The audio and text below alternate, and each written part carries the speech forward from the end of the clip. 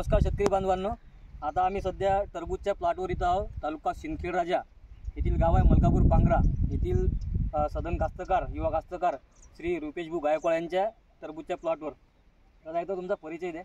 रुपेश रंगनाथ गायकवाड, राहणार मलकापूर पांगरा.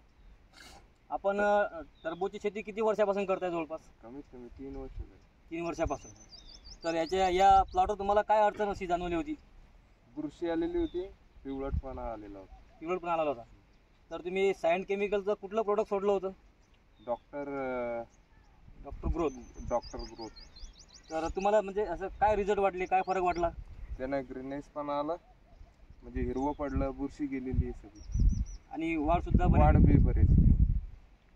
तर आपण बाकी कास्तकारांना काय सांगाल डॉक्टर ग्रोथ विषयी किंवा सायंट केमिकलच्या इतर प्रोडक्ट विषयी? माझ्याबद्दल तर असं आहे की पुरेपूर सगळ्यांनी वापरावं. तर धन्यवाद रुपेश भाऊ, तुम्ही आम्हाला वेळ दिला त्याबद्दल सायंट केमिकलच्या वतीने आपले